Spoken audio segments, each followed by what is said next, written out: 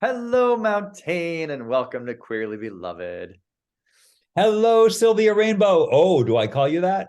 Sure, I think yes, I I love it when you can. call me that. I love it. Yeah. Not too many people know that rainbow name of mine, and it always brightens my day when you call me that. And it happens to be a rainy day here with the sun just peeking out, so even more appropriate. These are high rainbow conditions. Excellent, Sylvia.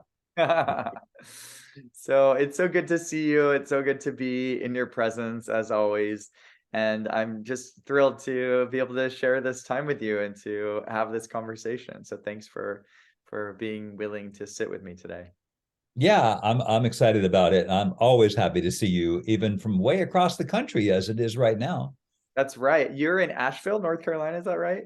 I am. Yeah. I moved away from here 10 years ago to move into Ferry Community, and I've recently moved back to Asheville. I just felt like I had another phase Mm, coming up. exciting. Not exactly sure what it all is, but some of the pieces are in place and we'll see. So anyway, I'm back in Asheville, which I love very much. Beautiful.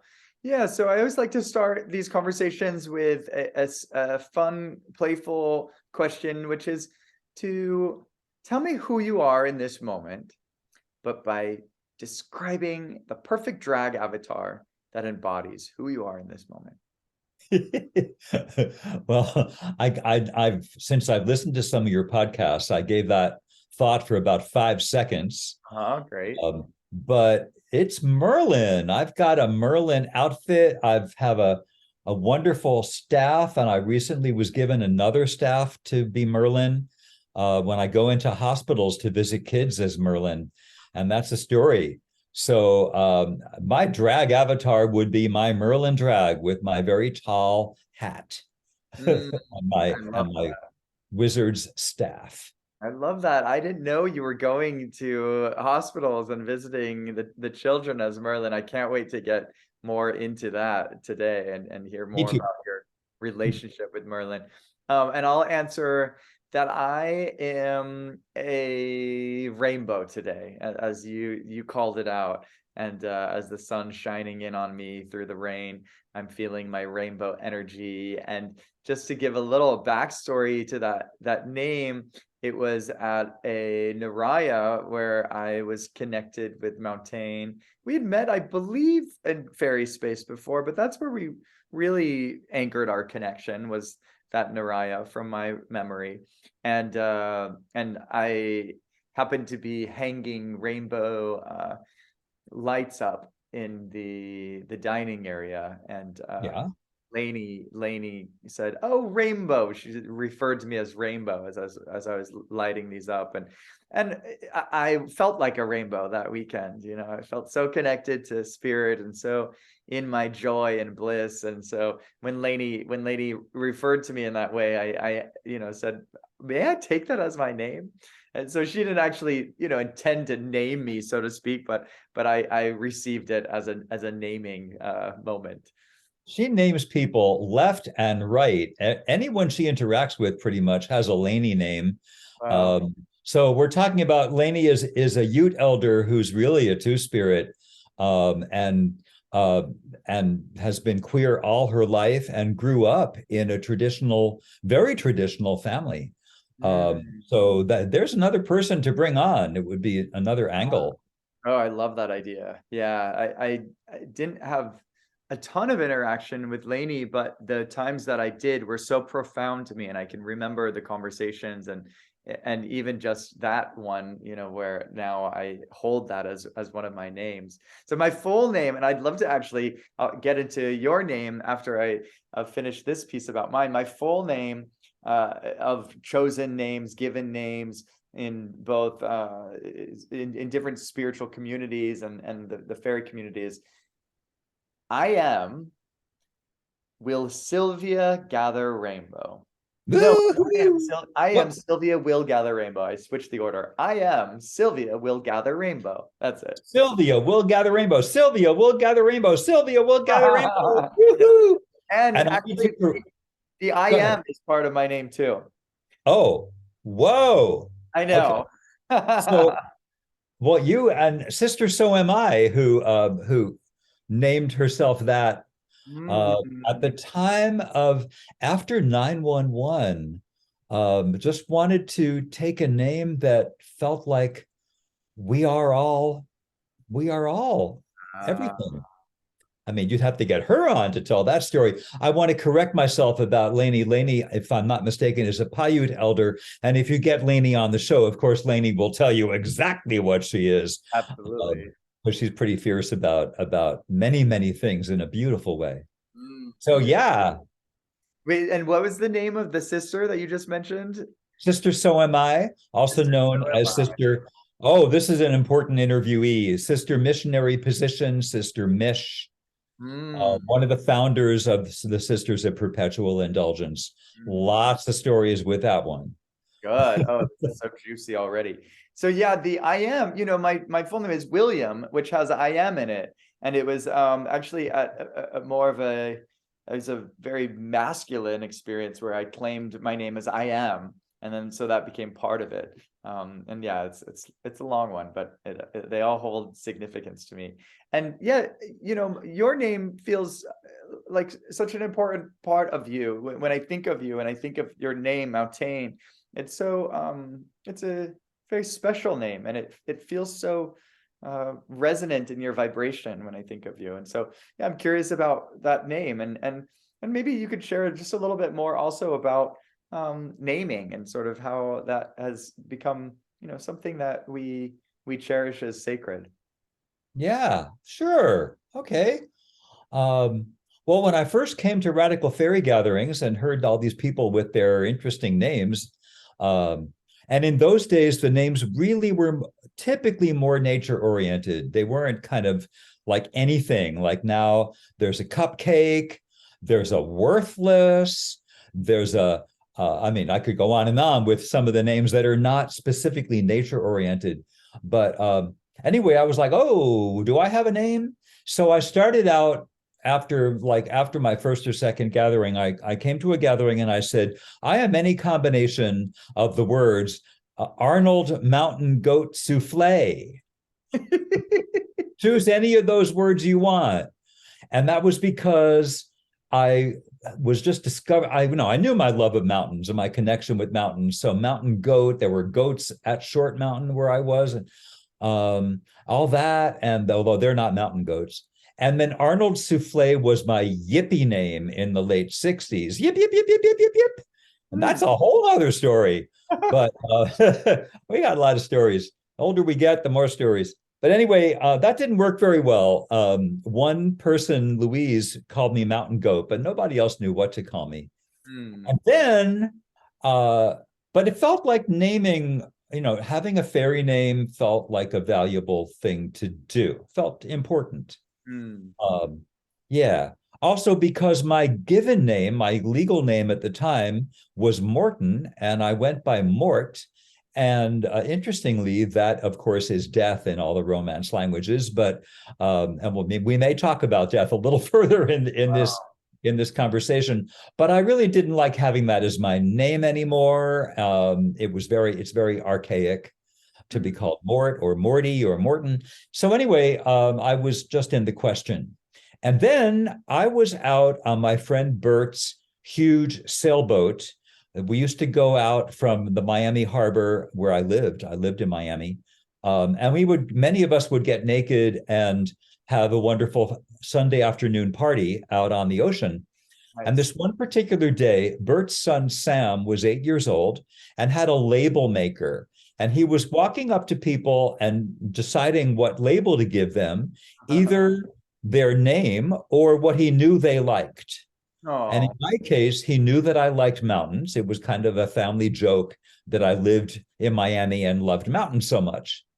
So he began to make a label for me, and he's 8 years old. He's way down below my waist, and he made a label with the word mountain, and then he said, "I don't know if it has an e on the end or not."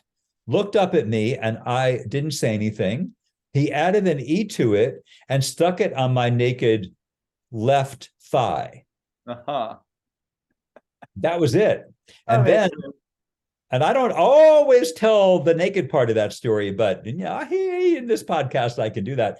And then it was coming up towards Obama's first election day, and I had already been starting to feel the confusion of, oh my God, I've got two different names and different people know me by different names, and I'd have to track who knew me by which name.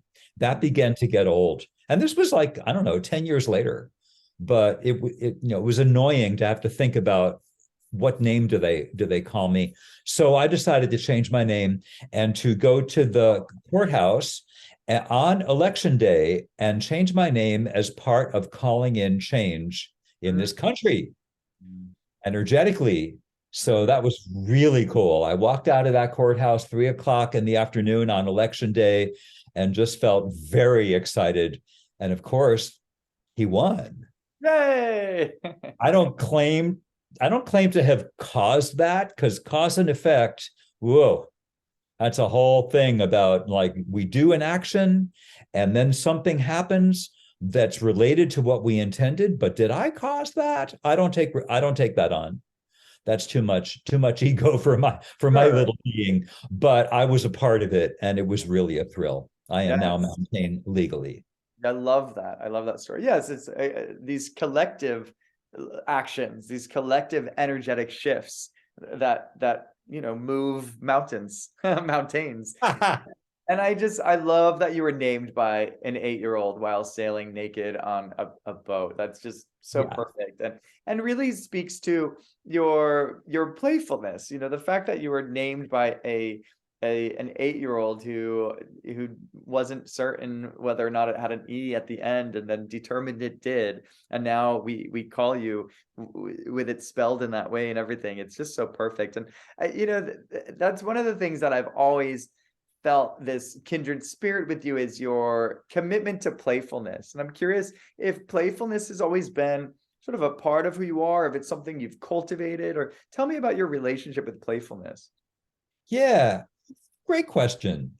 Great question. Well, I don't know. I mean, as a kid, of course, I was playful because it's natural for us, I think. Maybe by nature, even more for me. Um, I had, but I don't think I was very playful in my teenage years and my high school years. I think that was being drummed out of me by expectations of who I would be as an adult. And then I went off to MIT at the age of 16 with the idea that I was going to be a mathematician or a scientist. And this was the expectation from my family. And Wow. the interesting part of that story is, on my third day as a freshman at MIT, my brain went no. I Wow. was no longer able to comprehend anything in my calculus and advanced physics lectures, which were required as a freshman. I came very close to flunking out. And the Wow. one thing that got me through that year without, well, I did consider suicide. I mean, because who am I? If I'm not, if my technical brain won't work, and here I am at MIT, who am I? Mm. But one thing that got me through it was I began to do theater in Mm. my freshman year there, and then that built from there. So I've cultivated that, of course, in many many ways, and it's so I love it when my playful aspect is able to come out. So Mm. that's a lot of what goes on with me and Merlin, Mm. especially if I go into the hospital. When I go into the hospital visiting kids, um, I can't believe that the hospitals here are allowing me to do this.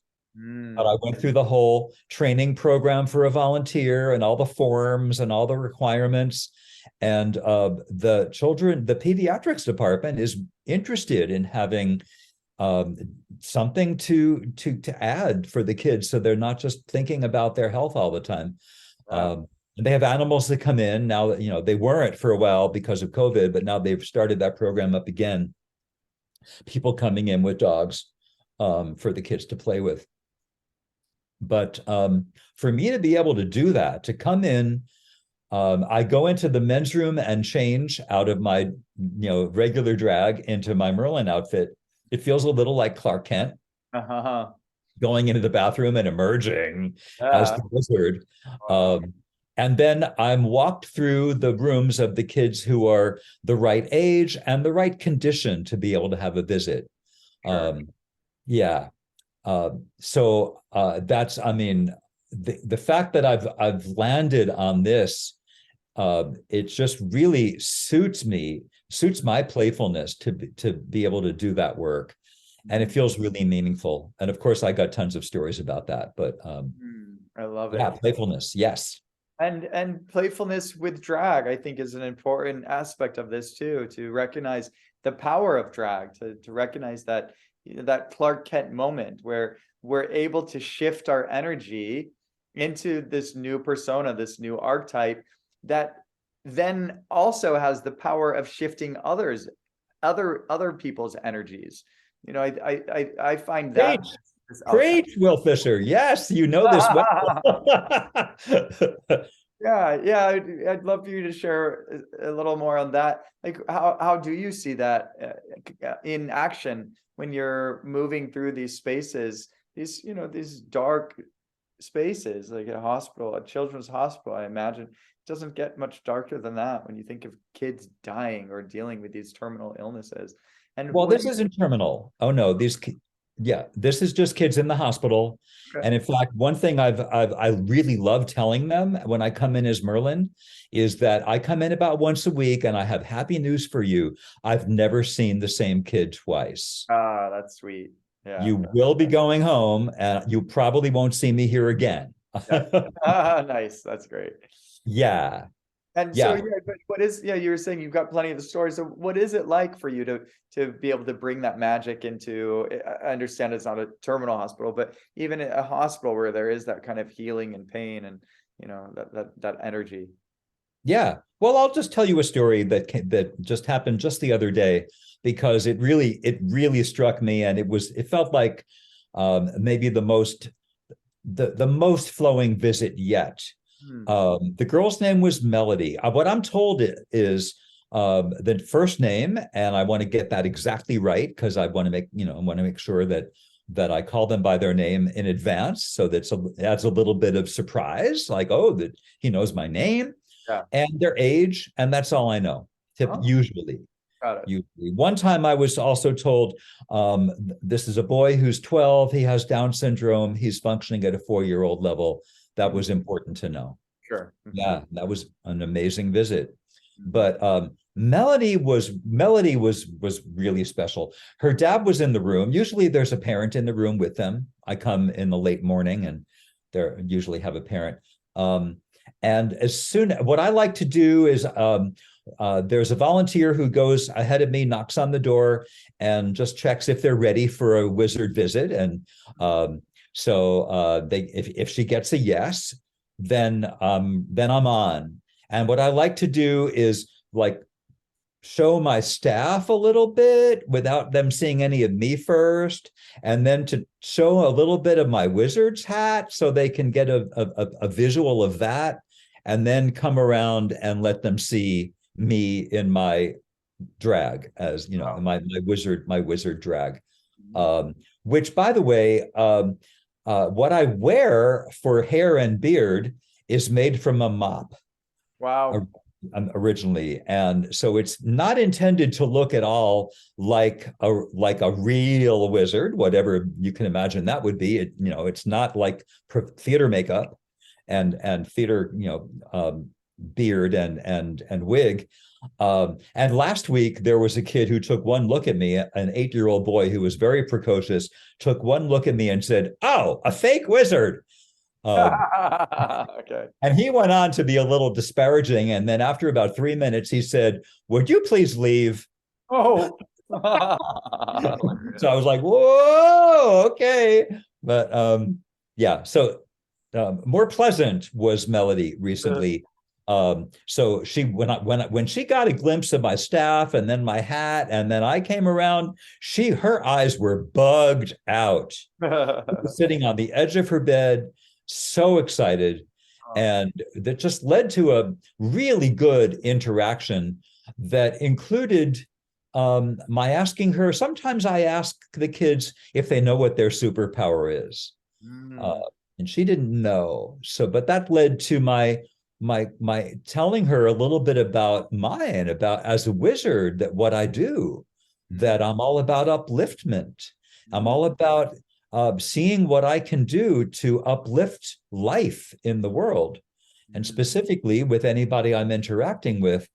Um, and then I went on to encourage her when she gets to go home to be thinking about what she can do. She clearly was the kind of person who already would be thinking about this, but mm, what she can do to help with, gosh, climate change, and just like war, and to bring peace and awareness and harmony and love into her world. And she didn't say a whole lot, but she was eating it up. Her eyes, her face was glowing the mm, entire time. mhm, And then what I like to do at the very end is to hold up my staff and say, now I want to give you a special present. mhm, Of course, everybody likes presents. mhm. Uh, and I don't have anything to hand them because they would have to be cleaned with alcohol or whatever. I'm in a hospital setting. Um, and I don't use the word magic and I don't use the word healing, but Mhm. that's what's going on. I lift up my staff and I point it towards them and I say, I want to give you a whoosh of feeling better. Mm. So without having to say words that might be triggering for a parent, a Sure. whoosh feeling better. And I wave the staff in like a spiral shape. And sometimes if I feel it, I say from your toes all the way up to your nose. And I'm spiraling the staff that way. And there have been several of them who've gone into what looked like a hypnotic state very Wow. quickly with that. Wow. Melody was like, I'm doing this with her, spiraling. And she says, oh, I'm really feeling that. Like, Wow. what more could I ask? Brilliant. And kids are receptive. There's such an openness and receptivity. And if they are in that space of openness and receptivity, then that magic just that flows. And then we add the power of Merlin. I imagine channeling in some way. So yeah, actually share with me, how did you start this relationship with Merlin? Is there do you recognize it as a bit of a channeling of this archetype? That's fascinating, Will. It's fascinating to me. Um, so the way it began was, so I've been doing playback theater, improv, which we'll talk about as well for sure. But I've been doing that since 1995. And one of my playback friends took a break from playback to take a role in a play in community theater. And I went to see him do this, and the role suited him so beautifully, and the role itself was so powerfully uplifting that it got me wondering, is there a role that I would want to take on and really learn in a play and do that? Yes. And I was brainstorming that with my dear friend B, who is now on the other side. Yes. And I had a goatee at the time, and we were at a waterfall in Southern Oregon. And B looked at me and he said, "Of course, Don Quixote." I was Okay. and I sang a phrase of "to dream the impossible dream." I was like, impossible dream? No, that's not quite right for me. And Don Quixote, okay, it's a great character and very, significant and beautiful. But Yes. it didn't suit me, but it got me thinking, well, what would my role be? Hmm. Then I came to Merlin, and then I did research. I watched every movie I could find and began to read a lot of the books that had been written about Merlin. And what I discovered was there was no play that I wanted to do. Okay. So I got together. I had just recently moved to Fairyland, and I put it out to a batch of friends and got together with 10 other fairies. And we brainstormed and we did improv, even though most of them were not improv actors, but I recorded it all. And out of that, scripted a play that we did. This was now probably 10 years back. I don't know exactly which year, maybe 9 years ago. It was called Merlin's Effect. It was an hour long, and it Mm, was a queer version of the Arthurian legend. beautiful. We did 3 performances. We were not off script. We just, people were welcome to hold scripts if they wanted to. We weren't trying to, but we were in costume. Sure. Uh, and So that was the beginning of my playing Merlin. And I'll give it just an example of the queer angle on the Merlin story. I'll give you 2 pieces of that story. One is that Merlin was largely conceived by Geoffrey of Monmouth, who was a knight, he was a Welsh monk Mhm. in the 11th century, if I've got the number right, might have been 12th. But he wrote a book of the history of the kings of Britain and included in that this Arthur and Guinevere and Lancelot, all this stuff. He made a lot of it up, like 95%. There was some legend already that the bards told in their travels as they traveled around, because of course storytelling was done by bards, and then people would pick up the story and tell it over and over again. Yep. So some of that stuff was already there. Certainly there were Merlin legends being talked about, but he wrote the book. And then Cool. because Merlin was so popular in his history, he wrote the Vita Merlini, which was focused on his Merlin story and expanded on it. Mm. So in the scene in my play, or our play, where Geoffrey of Monmouth appeared, Geoffrey was a monk who was writing this stuff, and there was a scene with interacting with 2 other monks. A lot of from what I can understand, and it makes sense, a lot of what being a monk was like in that time was there was no other way to avoid getting married and having kids, and Mm. just that's what life was about. There Mm. was no option. So the option was to go take vows Mm. and go live in a monastery with other guys. Wink, wink. Wow. So my version of the story was these guys were already having, full on multifaceted relationships in their monastery. And there was a new monk who was a fan of Geoffrey of Monmouth. And we did the scene where the new monk got to meet Geoffrey and tell him how much a fan he was. And the scene ended with Geoffrey being stripped by these young monks Wow. and taken off stage for the next scene. Wow. Spicy. Wow. That was one queer angle to it. There were others, but the Yeah. primary one was that the relationship among Arthur, Lancelot, and Guinevere, it's been explored as a 3-way in one of the movies, Huh. Cool. but we, of course, made it more explicit. Arthur and Lancelot had a hot thing going, like a fantasy going for decades, Hmm. and got to play it out with Guinevere as a 3-way. Wow. Fun, fun, fun. Yeah, I love that story of the monks being sort of a secret space for queer folks to land and, to get to hang out with other queer men in the mountains, worshiping God. Like, it sounds like a pretty Yes, good deal to me. and each Each other's other, body yeah. in Beautiful. my idea. Yeah, perfect. And so, yeah, what does Merlin represent to you? Okay, yeah. Um, hmm. So there's a wizard archetype, Mhm. obviously. We got Dumbledore, we got Gandalf in modern times, who people know much better. A lot of people know much better than Merlin, especially young people, Sure. unless they're really attracted to the wizard archetype. Mhm. My view of Merlin is he's the old version of the wizard archetype. But what is it in us that feels empowered to call in change in some way? I just talked about doing that as my name change. And I Mhm. felt like this was something energetically that on one level made a difference. Mhm. So how do we make a difference in the world?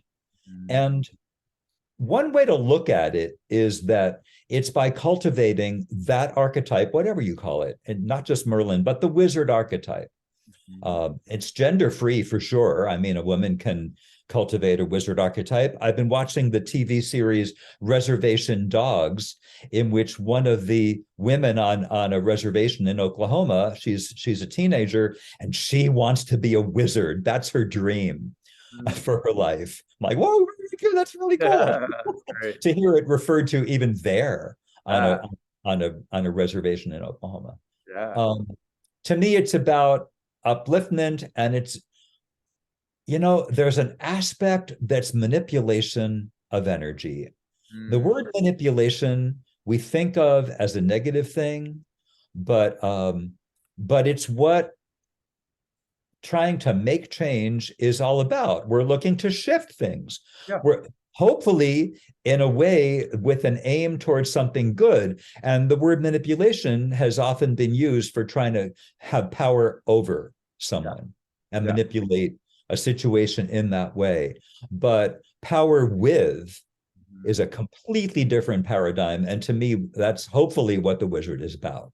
Yeah, beautiful. Yeah, to shift energy with a positive intention. When I think about manipulation, I think about working with what is and then using your power of influence to shift it, right? And that's kind of the manipulation that I'm seeing as you describe that, but to do it in an uplifting way, to acknowledge what the energy is, to use your power of influence to then manipulate it in a positive direction. Yeah. Well, I do these Merlin videos, and on the YouTube channel Merlin Speaks.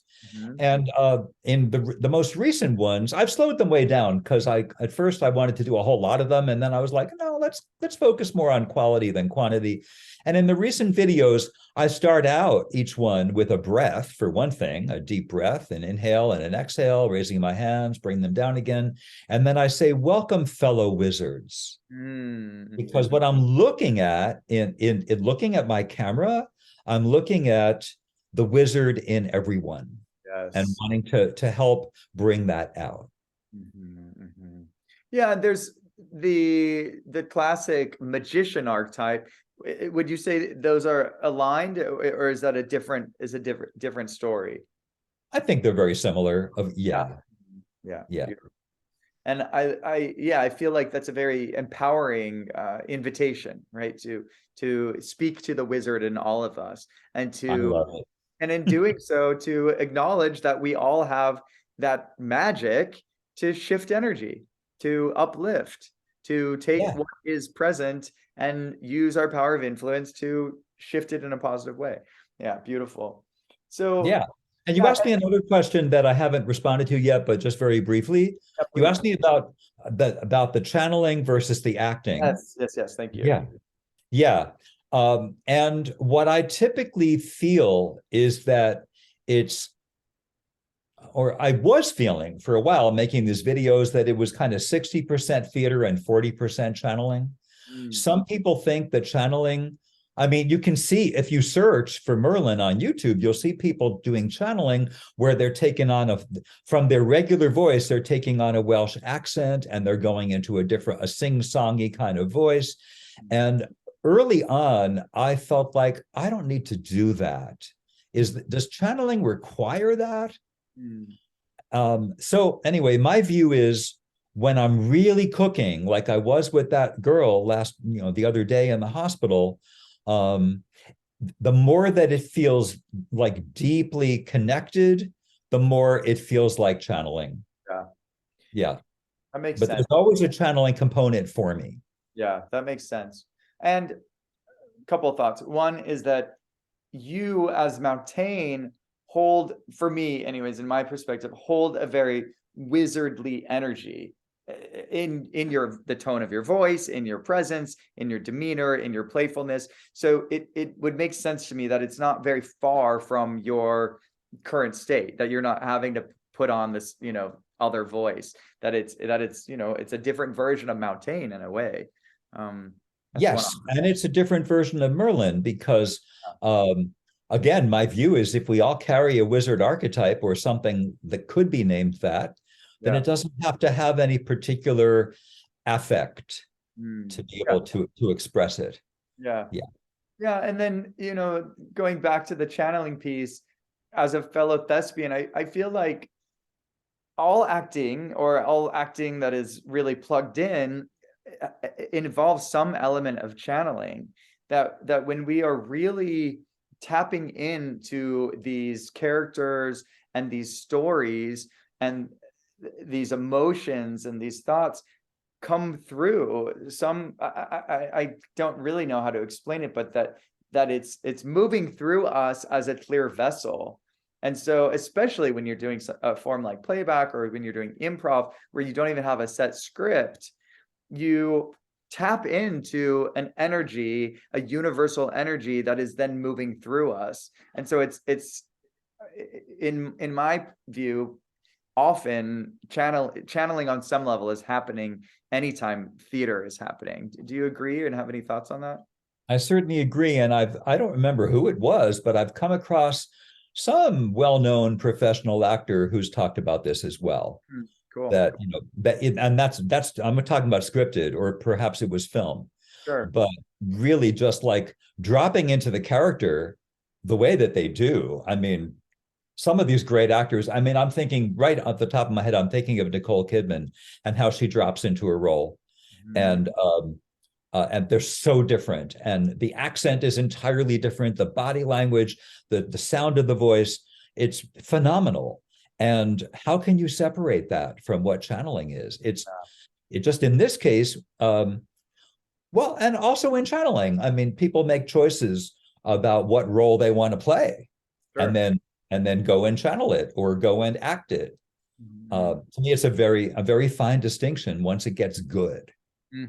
Yeah, I'm thinking, and this might be a nice way to segue into playback, but I'm thinking of those times where you hear a story and you play it back to them, and the actor adds these little details, these little moments that the audience member never shared, but that are spot on, that are like completely that happened, or that resonate so deeply. And it's like the actor had listened so intently and had allowed for that connection to the energy of this person's story to move through them, and naturally those little details or those little moments manifested. Yes, and we need to tell people who don't know what playback theater Yeah, is. perfect. Please, I would love for you to jump into that. I think you're the right. Okay. Okay. So playback theater was an invention in the mid 70s. It came out of psychodrama, and not the kind of psychodrama of people like throwing things around and screaming just for fun, but psychodrama being used as a therapeutic technique, a very powerful therapeutic technique that involves role playing and theater. Out of that, Jonathan Fox and Joe Salas, man and wife in the 70s, just felt like the theater that came in psychodrama, they were psychodrama practitioners, and the theater that came was so good when it worked Mhm. that it was as good as a fine Shakespeare performance. Mhm. So they developed playback theater in those days. It's now all over the world, and the way it works is that people in an audience setting, whether in person or now in modern days online, um, people are invited to tell a story that the actors, there are some actors who are trained. The actors don't know the story. And a storyteller emerges who is interviewed by someone in the role of conductor, and then feeds some information. The conductor feeds some information to the actors and asks questions of the storyteller to help shape the story for the actors, and then sets the actors loose with a musician, hopefully, ideally, so with some musicians. Sometimes there's fabric being used. Online, there are often props being used now that we can have anything at our disposal without having it all on a stage. But what it's about is spontaneous improvisational theater that is honoring someone's true story. Very, very different than improv that's just about kind of randomly being funny, which is wonderful stuff. But this is honoring stories spontaneously. Yes. And so to now circle back to the point that I was making so that people now understand the context, the idea there is that sometimes you'll hear someone's story and then the playback actors will act it out and add some things that the storyteller hadn't mentioned, but they will be actual things that happened, that the storyteller just didn't happen to mention. And it's almost like the actors have just tapped into the story in some deep way, and these details are manifesting. So yeah, thanks for helping to create the context for that point. Yeah. Yeah, I'd love for you to share what you consider is the magic of playback. And actually, since this is a podcast about queerness and spirituality, perhaps you could speak to it from the perspective of spirituality, of what ways is playback, could we consider playback a spiritual act, perhaps? Certainly can. And I probably have many examples of that from my days of doing playback with Asheville Playback Theater, which was a very a group with a good track run for many years with a wonderful team. And the crowd that we tended to attract for our public shows was a kind of a new agey crowd. So one time, for example, I was cast by a storyteller. Sometimes stories are cast and actors play different roles, as you well know, and sometimes there are other forms of improv that don't involve that. In this case, I was cast. This storyteller had just been to Egypt, and somehow, and he's a pretty cosmic guy, and somehow he had found himself at the pyramids on the full moon, somehow finding a way to climb a pyramid to the top, which you don't usually get to do, and sat there in meditation on the top of the pyramid under the full moon. Wow, epic. And I don't remember what he told us of his experience there, other than that context. Hmm, But that was the assignment that I had. nice. So I went into a place of what that would be like, to what could I bring to that on the stage, Wow.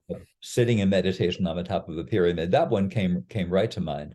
Hmm, Uh, but yeah, the honoring itself is a huge gift. hmm, Uh, and we acknowledge that at the end of any uh, enactment by the actors turning to the storyteller and having eye contact as a way of saying, this was a gift for you, but it's done in front of an audience. So it's also a gift and an entertainment for the audience for this to take place with someone who wanted to tell their story. hmm. Yeah, I've heard many examples of. Well, I'll give you my example. Actually, my father died on an evening like about 5:30 in the evening, where I had a playback rehearsal at 7, Hmm, and I was in the question of, do I go to rehearsal or not? And I wow. decided to go to rehearsal, let them all know what had just happened. I'm feeling tears in my eyes as I say this. It was a very beautiful experience. Hmm, I told them when I arrived, and I said, I'm not going to stay for the whole rehearsal, but it would be wonderful if you could give me some playback. wow. So I told a little bit about my father, and a little bit. I remember telling the conductor asked me how I felt about going to New York and dealing with the family and dealing with a funeral, and all that. And I was feeling some fear around it, about how it could go sour with the family interactions and people, all that. And they acted out my fears for me. And I felt like by seeing those fears enacted, I didn't have to carry them with me. A Hmm, huge gift in that moment. And wow. I really felt the difference, like just like being free of that when I went to New York and we had the funeral that we had, which was beautiful. Wow, amazing. Yeah, there is just such a gift to getting what lives in our head out, and to have it embodied and to be able to see it interpreted. uh it just has an alchemy. it can shift the way Yeah. that story is occurring for you. And it can sometimes deepen that story, that memory meaning for you, or from my experience, it can help deepen the memory. It can help create new insights from the experience. It can create resolution, and closure. Um, yeah, there just really is an alchemy in it. And one of the aspects of it is ritual. From my experience, there's a lot of ritual in playback and in theater in general. And I'm curious if you've noticed some of those parallels of the power of ritual that we've experienced perhaps in more spiritual space, like the Naraya, or in radical fairy, pagan rituals that we participate in, and how those play out in theater spaces as well. When Jonathan Fox teaches playback theater, which he still does, he refers to three aspects of playback theater that have to get balanced. Mm. And so there's the theatrical aspect, in which it's an entertainment. There's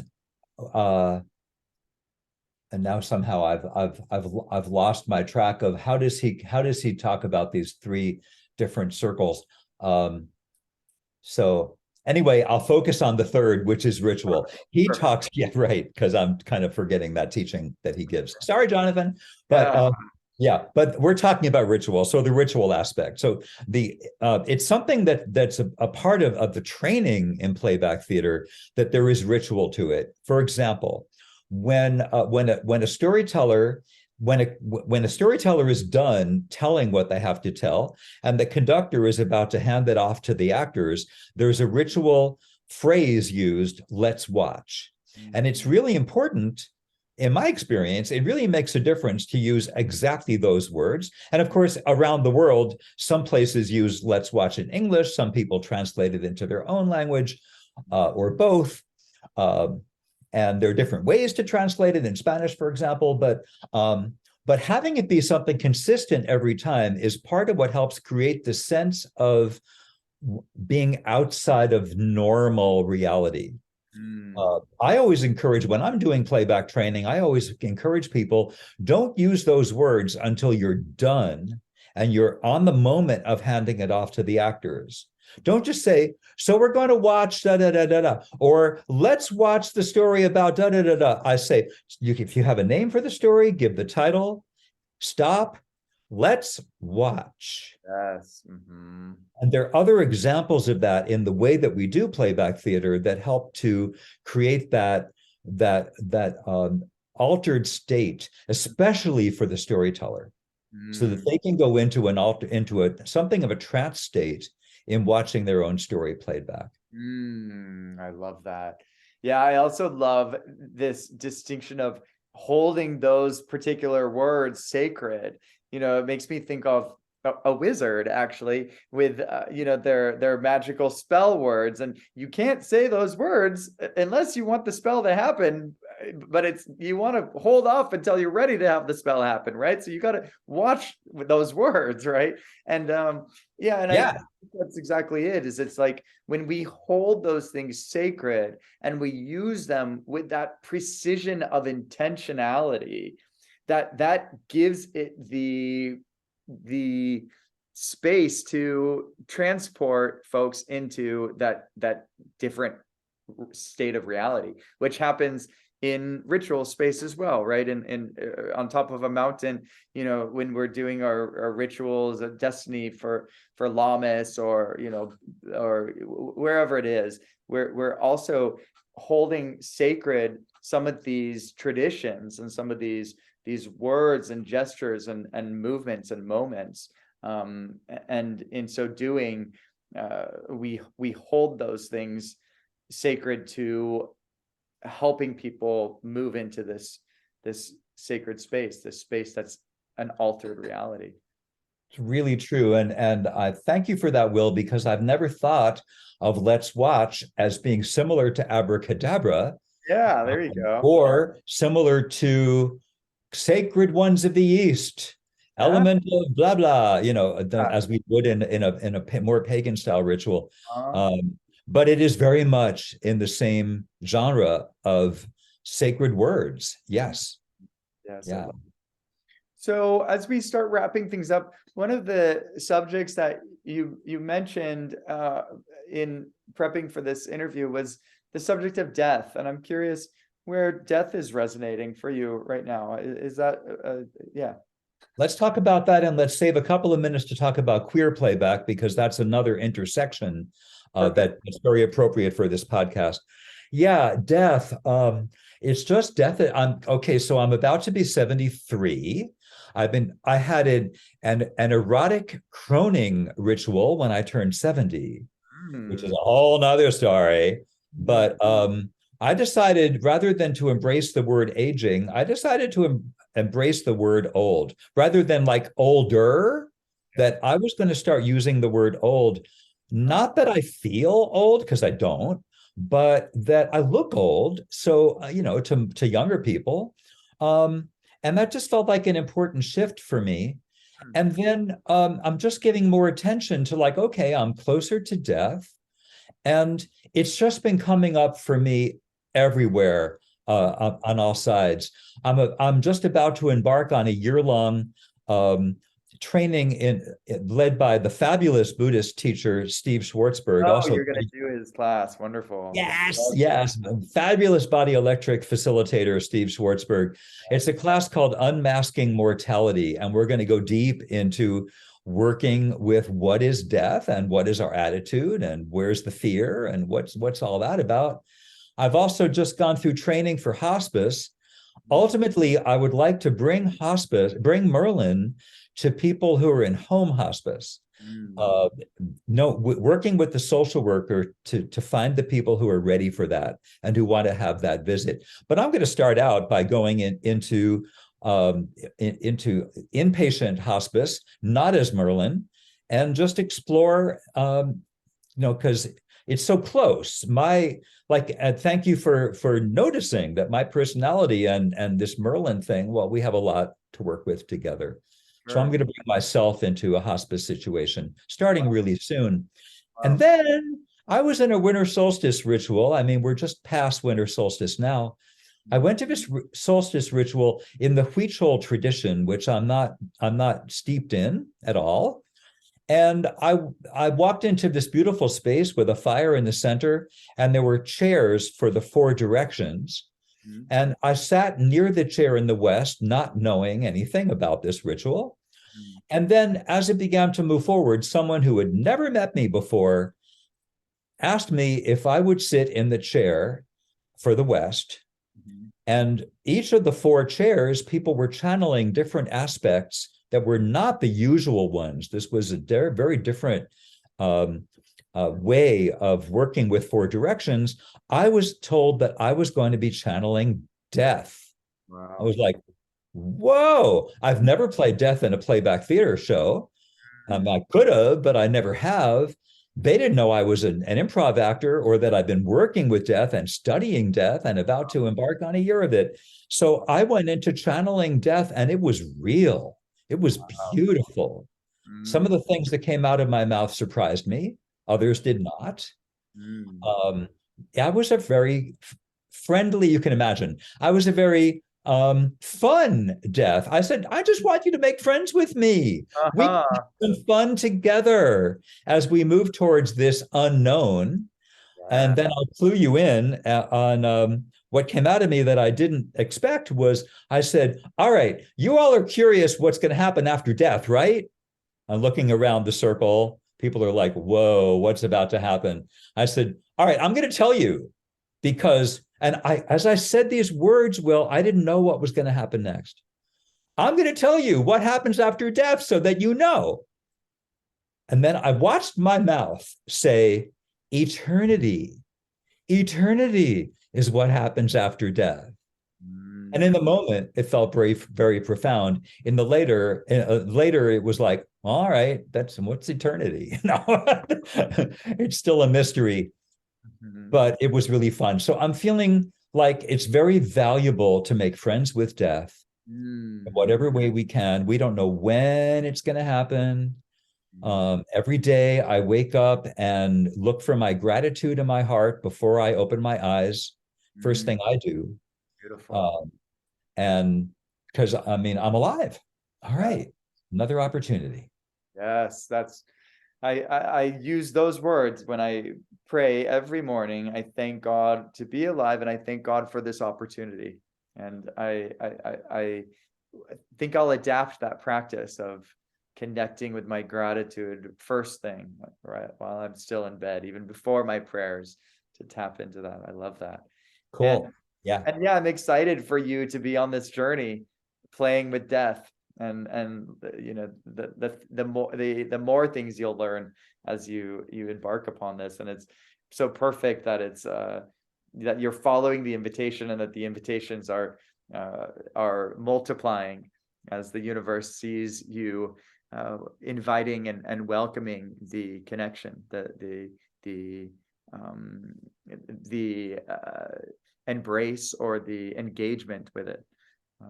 Yeah, yeah, thank you. And next month I have an appointment to go to the Green Burial Place in Asheville, Wow. uh, and choose a plot, choose Mhm. a site where my body will go. Wow. Um, and in and I don't really care what it looks like, but it's an option of something that can be done.